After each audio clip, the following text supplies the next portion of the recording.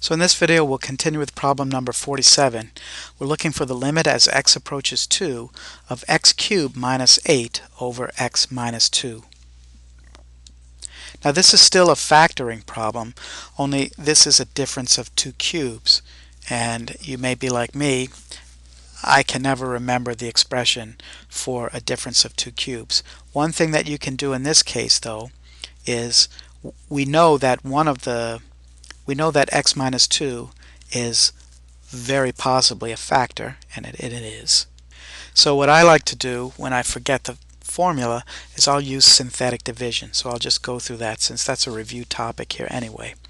We know that x minus 2 is a factor, then that means x equals 2 is a root. So I'll set up synthetic division with a potential root of 2.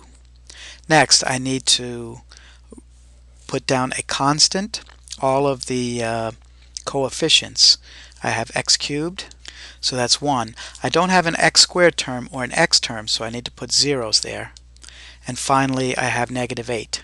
So I'll just use this opportunity to review how we do a synthetic division problem. We carry down the first term, that's 1. We multiply the 2 times 1 is 2, and we place it under the first 0. With synthetic division, we always add down, so 0 plus 2 is 2. Then we multiply the 2 on the outside times that new 2, and we'll get 4.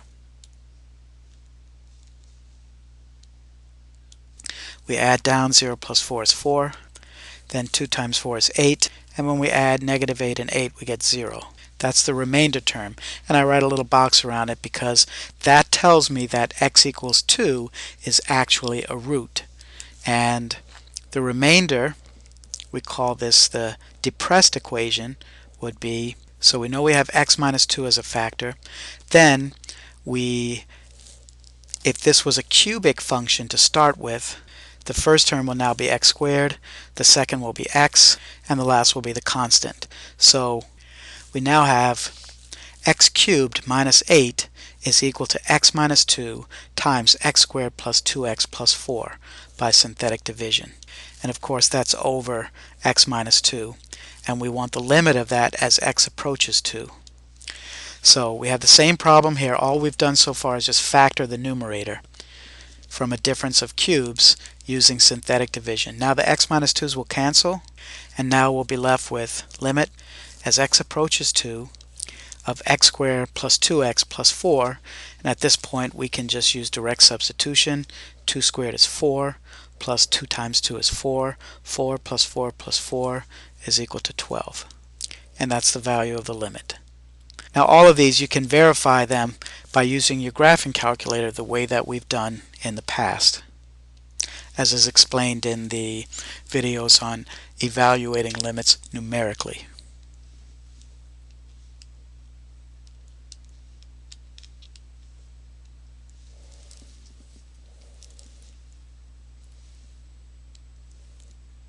So I'll go on and take a look at number 49. We have the limit as x approaches 0 of x over x squared minus x. This time we're going to factor the denominator, and we get the limit as x approaches 0 of x over x times the quantity x minus 1. X's cancel, and at this point we can simply do direct substitution. X is 0, we get 1 over negative 1, which is negative 1.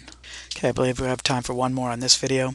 We have the limit as x approaches 4 of x minus 4 over x squared minus 16. We factor the denominator to be x plus 4, x minus 4. We factor the x minus, we cancel the x minus 4's. We end up with the limit as x approaches 4 of 1 over x plus 4. We simply plug in 4 for x and we get 1 over 8. So I think we have time for one more. The limit as x approaches negative 3 of x squared plus x minus 6 over x squared, minus 9. And here we'll factor both the numerator and denominator. So the numerator would be x plus 3 times x minus 2, denominator x plus 3 over x minus 3. X plus 3's cancel. We have the limit as x approaches negative 3 of x minus 2 over x minus 3.